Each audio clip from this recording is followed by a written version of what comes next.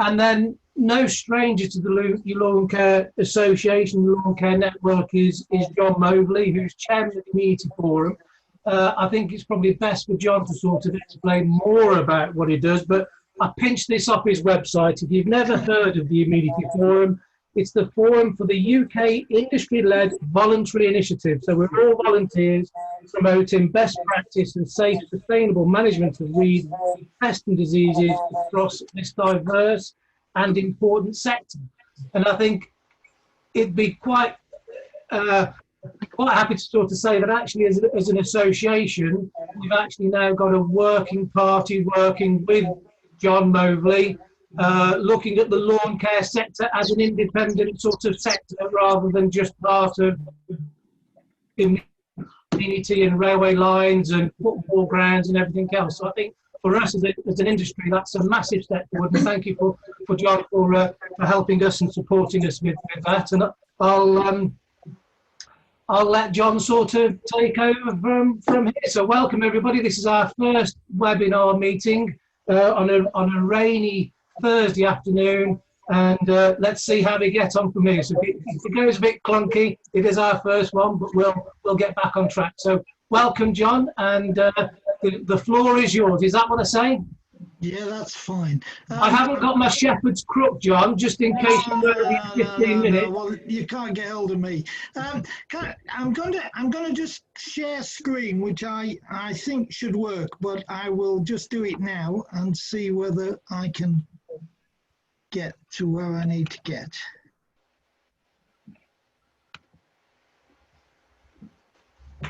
How do I do so? Here we are. Right, can everybody see that? Yeah. Yes. Yeah. Right, because I recognise some might be operating on quite small screens. As John said, I think it's very strange times for all of us, really. We've all had to get used to a very different way of working. My wife's had to put up with me being at home far more than she would like me to be. And I mean, it is very, very difficult times. But so some of these slides might just occasionally be a little bit too detailed, but don't worry too much about that, because I'll get Kate to, oh, why did that go like that? Shouldn't have gone. I'll get Kate to actually send you a PDF copy or circulate it around for people. Right, so as John said, it's always a great pleasure to speak to members of your association who are valued members of the forum. And I think what John said is true. I think perhaps too often lawn care and what you do as professionals is misunderstood at a national level. Just going to try and, that's fine, at a national level. Because some, we have been working, as John said, with John and Tom, and in fact with Green Sleeves and Green Thumb, to try to get a bigger handle on exactly what the sector does, what its value is as a sector, the fact that you generate, we believe in the UK, something like £90 million worth of revenue for lawn care work across the UK. And that doesn't take into account all the sort of add-on bits for all the other services. So that's really helpful because in discussions I often have with government and others, I can get them to get a handle on street cleaning and railways and what have you. But basically sometimes they look a bit nonplussed when I talk about lawn care because they don't quite understand the significance of your business. So that's what we've been trying to do.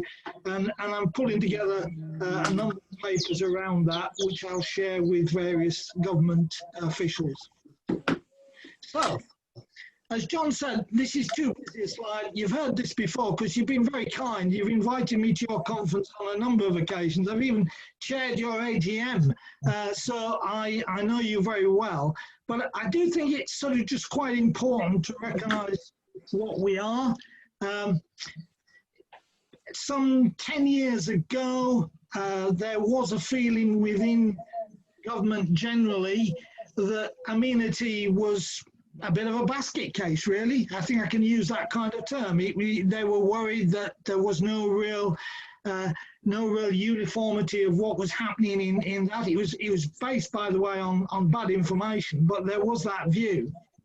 And so the concept was to try to bring together the industry in all its diverse components within Amenity to work together, and for me, in a way, to have a role as an independent chairman. First of all, to get the industry to work together to promote best practice and to meet targets set, which I'll come to in a minute.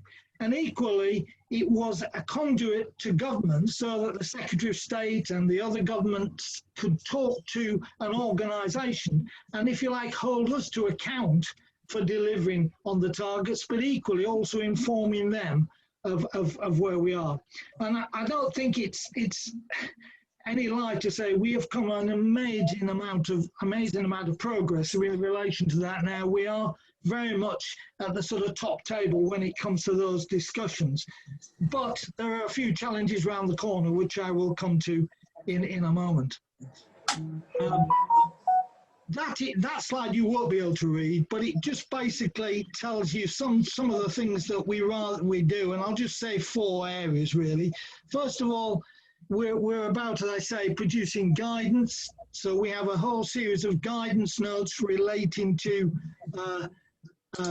best practice in weed, pest and disease management, and anybody, members and anyone, by accessing our website can get hold of those guidance notes.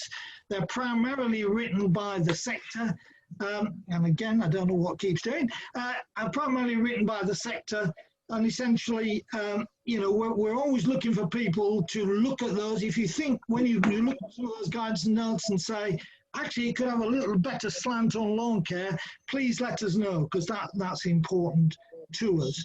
Secondly, we work with government, as I've said, and a key part of my job is working with government. One of the frustrations of current conditions are, although Zoom is fantastic, Zoom is not as good as eyeballing a minister or eyeballing a civil servant. And I'm finding that quite difficult, because in normal circumstances, a trip down to London to meet them face to face, you make more progress, but we're getting there. And then we promote education and training, and then we run updating events in our conference, and that's coming up on October the 15th. We're doing that completely online, our conference. We've got some professional software, and your secretary was also our secretary, so that's good news, isn't it? Has assured me that everything will be absolutely okay, and I always believe it. And that you've all seen, because that's basically what we do. Now, let's get on to what you really want to hear. Basically, the UK government and all the national governments are involved with a review of the National Action Plan. Now, the National Action Plan was first derived about 8 years ago, 8 or 9 years ago. It was the UK government had to do it because under the Sustainable Use Directive from Europe, there was a need to have a national action plan with targets set. Every country had to have that national action plan. In the UK, we had a sort of lighter touch because we were at the time in a Conservative government who didn't want to complicate things. But in certain countries, it was really, you know, there was a lot of legislation associated with it as well. Now, that's the targets that I have to report on each year. We've just done our annual report, and I report to government on how well you are doing as a sector in relation to those. And you're doing quite well. But basically, there is a major review going on as I speak. And it is complicated because DEFRA have now taken complete control of the process. So before it was the Chemicals Regulation Division of HSE, we had some very good contacts there, but it became very clear at the start of this year that DEFRA said, we are now taking that over. And possibly, surprisingly, said, and we are going to do it from scratch. So, in other words, all that sort of back knowledge, all that back contact, all that back experience has been lost because they were going to do it from the start. And the other thing that you find with DEFRA is they work in what I call project groups. So they have different groups of people working on different elements of the work. All headed up, and I don't mean this in a derogatory way, headed up by bright young things, i.e. bright young people, but not necessarily people who understand your sector at all. So they're people who are charged with producing various papers. All those papers then get combined and sent off in one plan to ministers who will eventually sign off the plan. So it is difficult because in a way, it's a bit like Groundhog Day for me, in the sense that 10 years ago, that's where I was, trying to tell people what amenity was. And over the last 6 months, I've been back doing that again because there's a whole different group of people. These are the core policy messages that you can see on this slide that are driving the new plan. And this plan, by the way, will be out for consultation later this year, end of September, October, depending on ministers' approval, and then for implementation in 2021.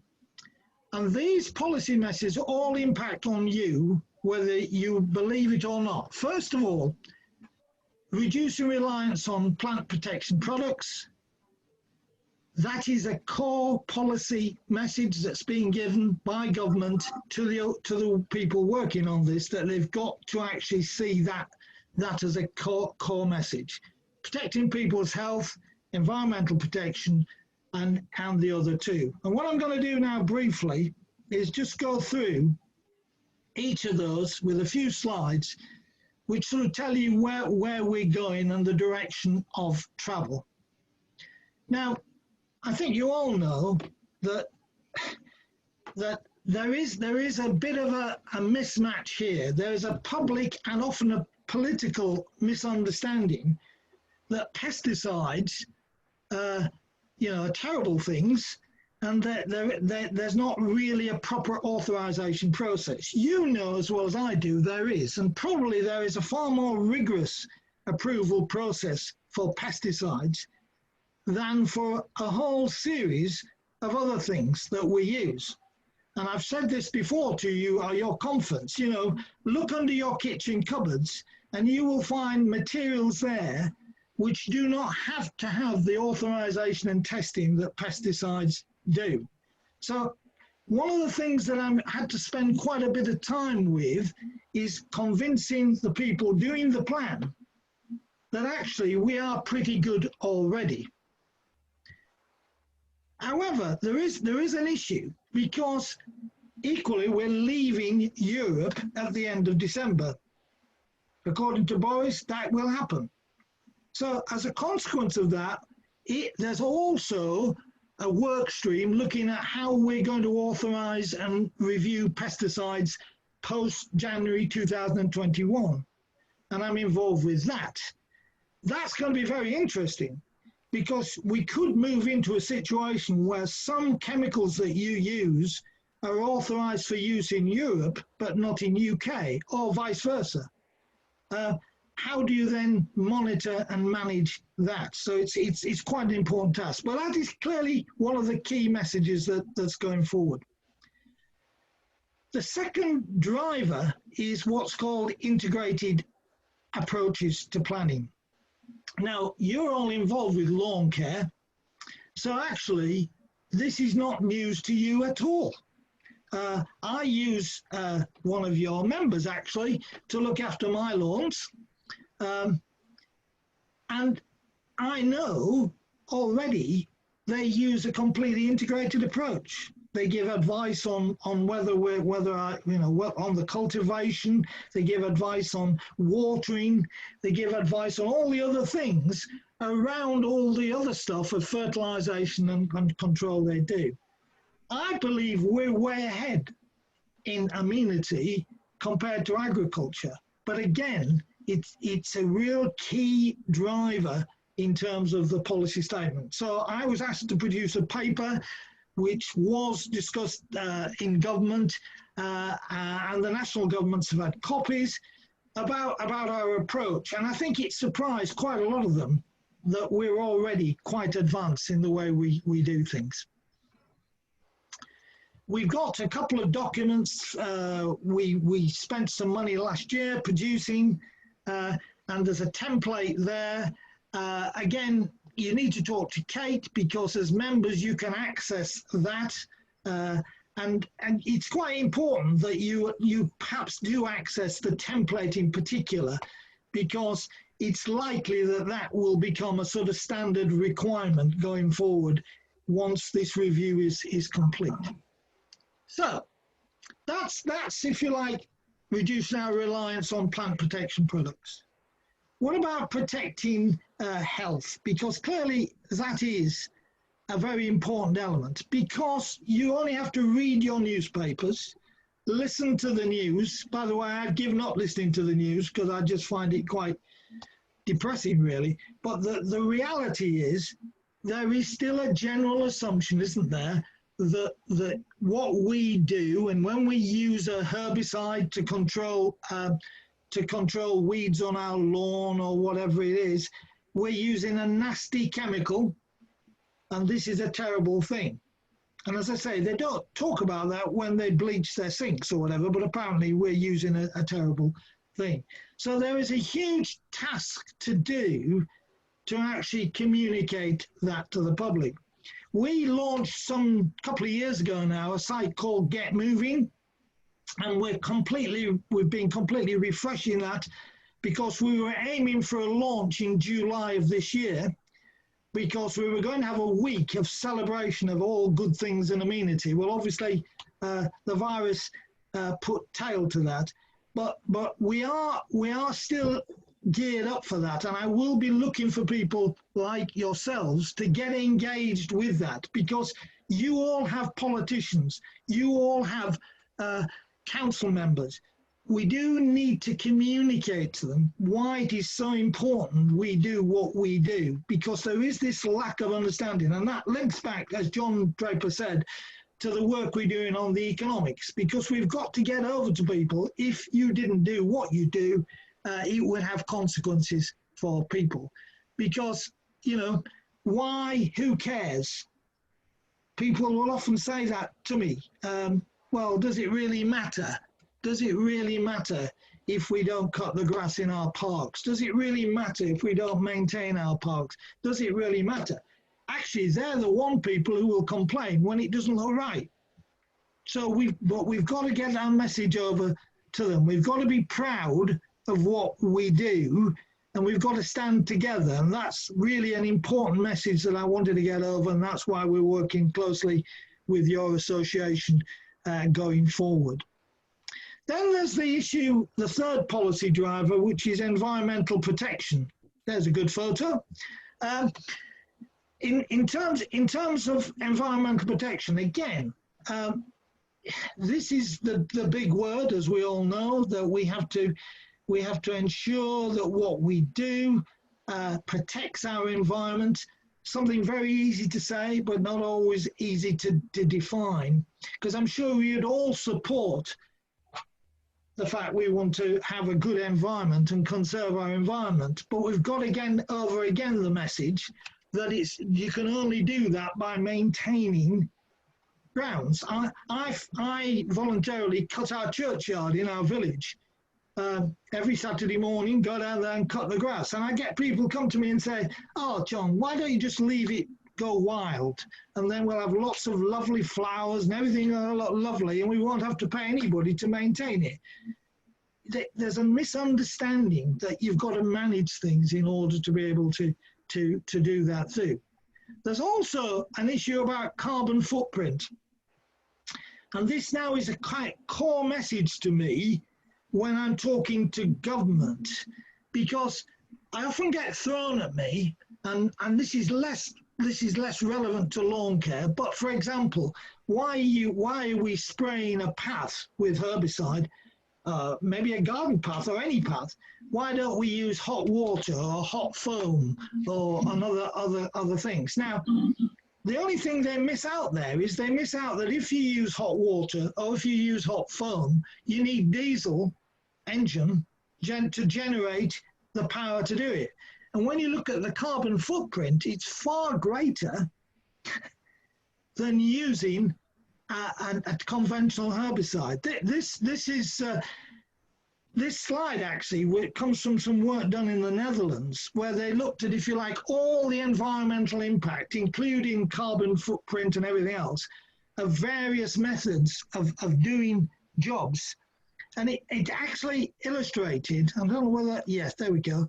It illustrated that if you sort of look at a flamethrower, because of all the carbon and everything else that goes, you can see that actually right at the bottom right, that using conventional sprays can actually have less environmental impact than all the other methods. So, you know, again, what I'm trying to get over to, not to you, but to government, is not, I'm not here to argue for pesticides or herbicides or what have you, but I'm here to actually make sure the argument is framed in the right light, and it's based on science and evidence, something that this government was very keen to talk about when the pandemic broke out. It needs to be based on science and evidence.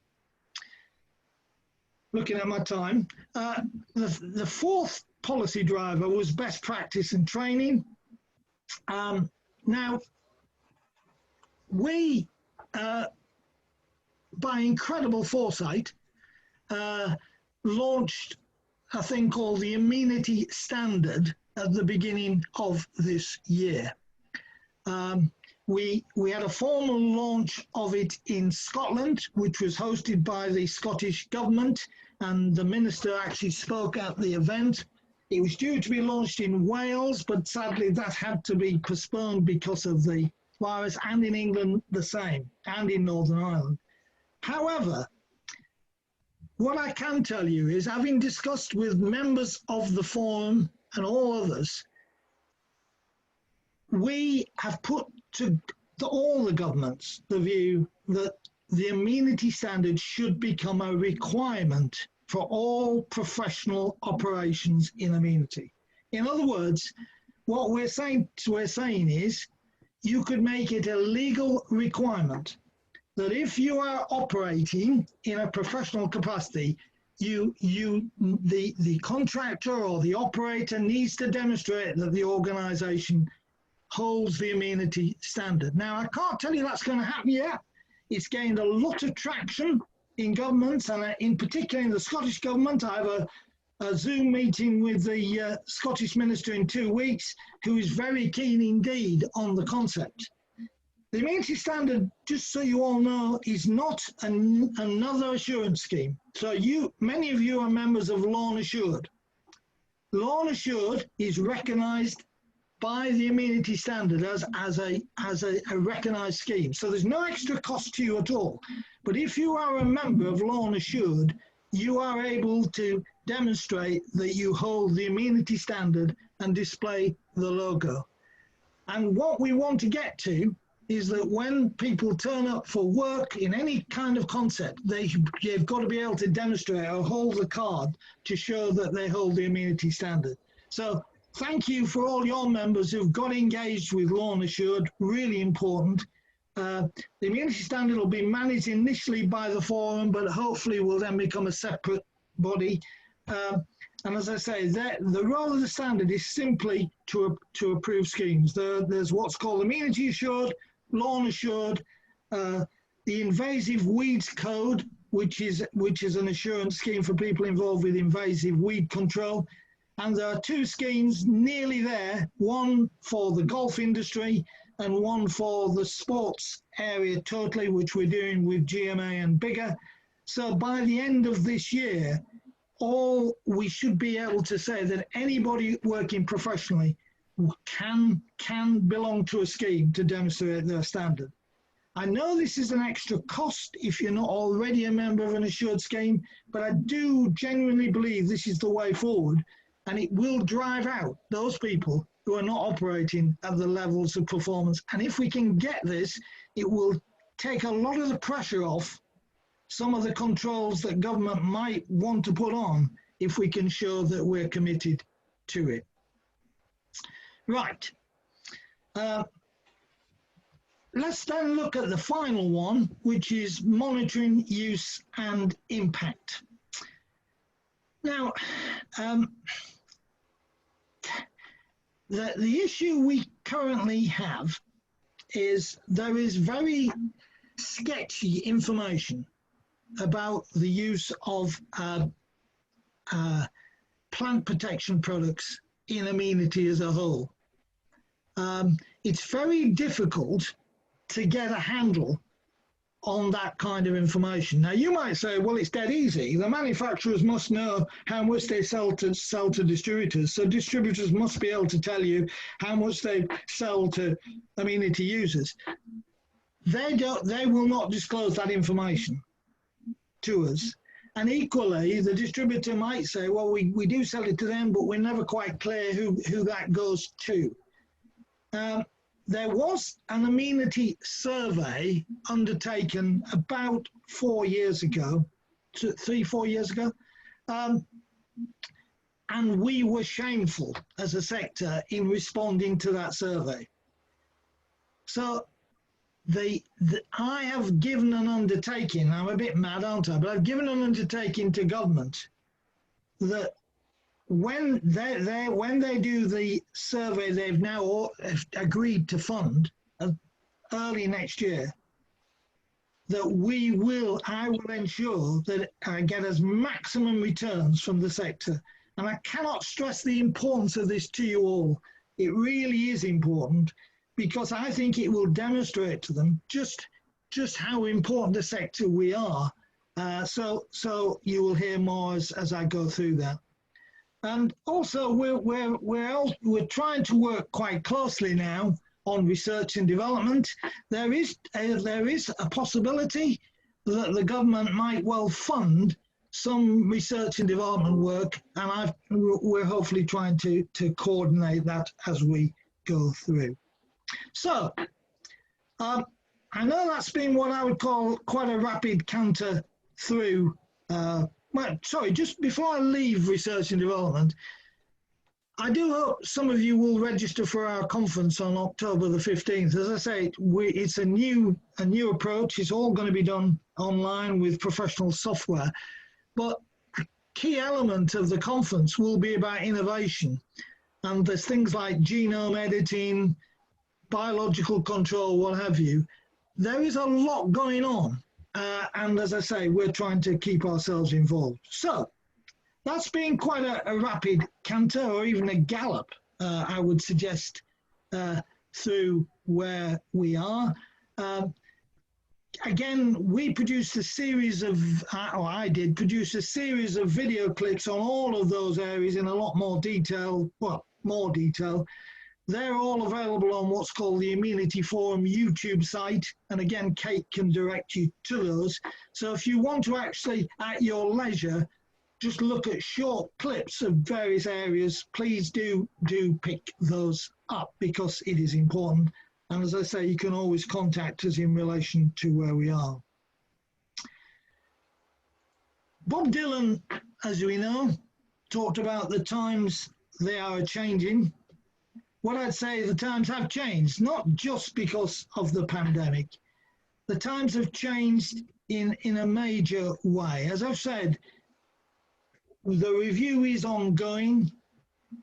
The DEFRA people have been encouraged to be radical in their thinking. So I'm trying to get them to be radical in the right direction. And the other thing, I know there's somebody here from Scotland. The other thing we've got to realise this time is when the UK National Action Plan is issued, there will be different versions for each government. So there will be a Scottish National Action Plan, a Welsh National Action Plan, and a Northern Ireland Action Plan. Now, the UK government would like them all to be the same.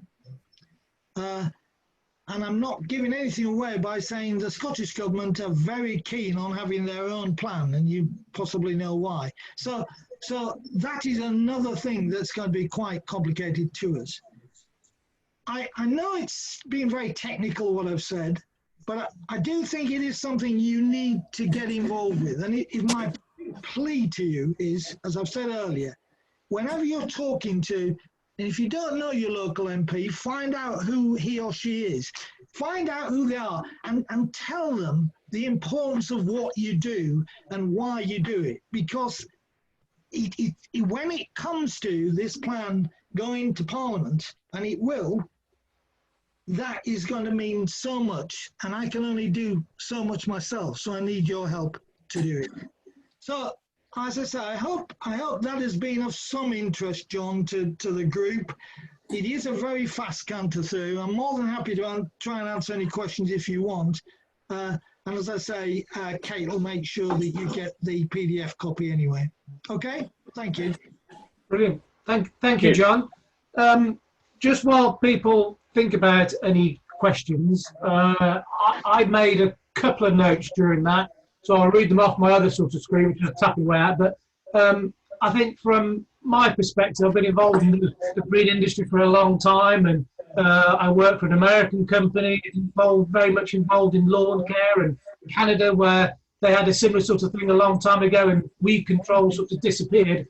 It's reassuring that behind the scenes, the Amenity Forum working to protect all as an industry, but also that's protecting our livelihoods, because there's a lot of people in this room that are probably, single family operations, so to have the Amenity Forum and to have a plug for the association, the UK Lawncare Association behind us, and that's good and that's reassuring. My other thing as well, it's good that we've, as an association, we've got early adopters of Law and Assured, because I definitely think that's the way that we're going to go forward and prove sort of good practice to customers. And I don't know about other people in the room, but I wouldn't say it's every day, and it's definitely not every week. But there's a definite trend of emails coming into our business asking us what pesticides we're using, and they all seem to be from a sort of a couple of standard generic sort of emails, really, of which I've constructed a standard response fact. But I'm sure there's something behind under the sort of the table that's driving those emails coming in terms of awareness of what pesticides are, and actually the confusion about pesticides are nasty, and actually, as John sort of put up in one of his slides, actually one of the best ways of getting rid of these sort of weeds is to use those sort of pesticides. So it'd be interesting to know if anybody else is sort of having those sort of issues. And my last two really is the complexity of the plan. It sounds like it's going to get even more complex, by one being for Wales, Northern Ireland, Scotland. And if we're all empowered to write to our MP, the Amenity Forum do us a draft sort of standard letter that could get those points across, and we could download it from the site. And then at least we're sending all the same information into our MPs and giving them a bit of a hard time. I think they all dislike sort of work coming in. So, and my last point is 2021 isn't that far away. Is it going to be the beginning of 2021 or the end? Do we have an idea? Right. Yeah. Well, I thank you for the first comments, because I mean, when I got involved with the forum 10 years ago, when I actually stopped full-time work, I mean, to be honest, I didn't really understand the sector enough, and I've spoken at your conference. I've said this before, but it was true. I remember taking up the role, and then getting a call from a minister who I'd known previously, who rang and said, "How's things going, John?" And he said, "What on earth are you doing getting involved with Amenity?" And he said, so I said, "Well, what is it?" And then he discovered it was under his responsibility, but he didn't realise. So I think we have come a long way, and it's by people like yourselves getting involved. You have three questions. The first one is, yes, it is coordinated. Some of you may know an organisation called PAN UK, Pesticide Action Network UK. They have, and I'm not saying anything that's not right. They have coordinated a campaign. They've written to councillors across the UK and got them to ask these questions. And provided them with not really full information, and it has caused a lot of grief, John. So you're not the only one, because contractors have been getting freedom of information requests. That I've had council officers, because we've got local authorities as members of the forum, who've contacted me and said, can you get me a response to my councillor because he or she says the following. So again, we're more than happy to help with that if you want, because by and large I can signpost you to the right sort of, you talk about a standard letter, I can signpost you to that, John. In terms of a standard response to ministers or MPs, absolutely. I mean, what I was talking about was the general conversation. So it may be that I wasn't expecting you to write a letter, but if you happen to meet them, it's always got 5 seconds to mention what you do. When it comes to the consultation on the National Action Plan, as I say, the plan at the minute is that will be out by the end of September. Now, don't hold your breath, right? I happen to know that it's by and large being drafted as I speak. However, it's got to go then to another body. It's then got to go for sign-off by the Secretary of State. Then it's got to go to Cabinet Office to get a sign-off from Cabinet Office. And then it's got to get a sign-off from Boris before actually they give me it. And this is how the world works in politics. So don't hold your breath. But by the end of September, the plan is a consultation document will be out. I am geared up then to contact all members with what you've just said, John. You know, basically saying, these are the key points. You will want to make your own view. So, for example, UK Lawncare Association will want to make its own view. However, these are the key points. If you're able to emphasise the key points, and as you said, produce a kind of draft letter, that's exactly where I'm going. As far as implementation is concerned, well, I don't know. Government are very insistent that they will have a deal and leave Europe by the end of the year. And so they're saying exactly the same with this. There will be a new National Action Plan out by the spring of 2021. I can't tell you whether that's going to happen or not, but that's the plan. So the consultation come out at the end of September. The argument would be they'd give about a month or so for comment. They would then have a month or so for either taking account of that comment or what have you. And then they would have, if you like, the plan put before, if it involves legislation, it would have to go to Parliament. There is an appetite more for that. I've mentioned the standard. There is an appetite for that, and then it will come out, and then it will be issued. So it's there. I mean, the other one on pesticide policy, John. You might think that's complicated. Authorisations of pesticides. At the moment, at the end of December, when we come out, we haven't got a scheme for authorisation yet, but apparently we will have. So that's another interesting area. Yeah. Okay. Does anybody have any questions for John? Yep. So, Richard? Yeah, thanks ever so much, John. A really good presentation, very succinct, and tells us a lot of information that we didn't otherwise know. We do a lot of good work, as we've made reference to, which is Lawn Assured and Amenity Standards. How can we best get this message across through the Amenity Forum and through the Lawncare Association so the general public are aware of what we're doing to raise the standards of our game compared to maybe some of our competitors or people who haven't entered into the scheme?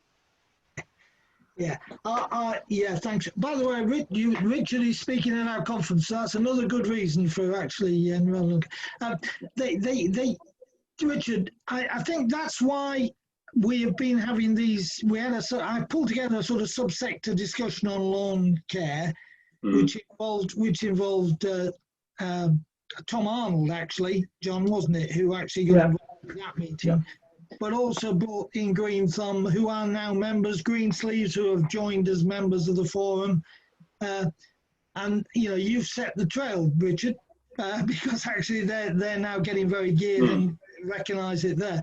I think I'm waffling because I think that's what I'm really trying to say. I'm trying to pull together a paper which, and really grateful to John Draper, pull together a paper which demonstrates the real economic value of the sector, because that's your first point, Richard. First of all, you've got to get government and others to recognise that lawn care is actually, a really professional industry. Now, you know that already, but unfortunately, a lot of people just think it's, well, gardening, really. Yeah.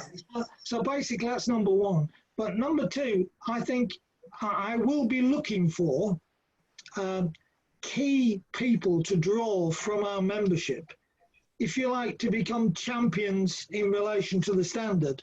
And I'd love that to be somebody from UK Lawncare Association, because what we're thinking of doing is trying to pull out some individuals there who can demonstrate, what they do. And we think it'll be particularly relevant at the minute, because what's it been like operating over the last 6 months, and why you professionally do what you do. So I don't know whether I've answered your question. I've gone round about it, but I think I am very aware that you've been pathfinders, and you want reward for that. If the amenity standard comes in, though, Richard, every one of you will have to be loan assured, because if you're not loan assured, if it does become a legal requirement, you won't be able to practice. Yeah, thank you. Okay, does anybody else have any questions for John or anybody? Oh, you see, I've exhausted them. Has it stopped raining? Do they want to get back out there? It's pouring down here, raining Warwickshire. So there's a few more names on my screen that I recognise. So welcome to you all. Okay, well that was brilliant. That's our first webinar. So we've done one, Kate. That's we can crack on from next. I mean, there's loads of stuff coming out from Kate now about different webinars. We have got one as a sort of a concept, which is sort of ask a member and a bit of a sort of an internal association sort of thing of just sort of asking some questions about renovations. As John sort of said, there's nothing like eyeballing somebody in the eye and networking in the same room, and that's a big challenge for sort of Zoom. And we certainly found that on our sort of association sort of committee meetings as well. Whilst they're good and they've been very productive and we've achieved a lot, it's not the same as actually meeting face to face. But we're gonna try something with a bit of a sort of an online panel. And then a definite date for your diary is the 10th of September, and he's a guy called Alex Vickers, who you saw in January of this year at our lawn care conference. Alex has kindly said that he'd come and do a presentation to us again, all about sort of soil science. So that's going to tie in well with John's action plan for environmental and biological and other things that we can be doing to reduce our use of chemicals. So we're up there, John, in sort of trying to achieve all those things. And then on the 17th of September, we're going to do something with Headland and Greenbest as well. So that's an opportunity to have a chat to probably the UK sort of leading fertiliser suppliers and manufacturers. So what we're trying to put together is a plan where we can all keep sort of networking from our homes for sort of 30-40 minutes and try and keep some of that sort of contact going. So that's what we're trying to achieve, and hopefully membership can support that and come along. And I think we've got a plan to try and get some of these videos onto the website later. So that's it for me. That's John, can I just ask? Just one point. You said somebody was there from Scotland. Yes, that's Martin. Martin, could you drop me an email about who you are and what you do? Simply because I have got this one-to-one meeting with the minister coming up, and it would be really helpful to me to be able to sort of demonstrate, there are people in Scotland working at a high standard. So that would be good. And as just linking back to what Richard said, and to you, John, we are going to carry on our conversations, as you know, because I think we do need to be working really close together to promote the lawn sector. So I will pick that up. Okay. Okay. Brilliant. Thank you. Okay. Is everybody happy? Yeah. Thank you. Brilliant. Thanks all. Enjoy the rest of the day. Thank you. Bye. Bye.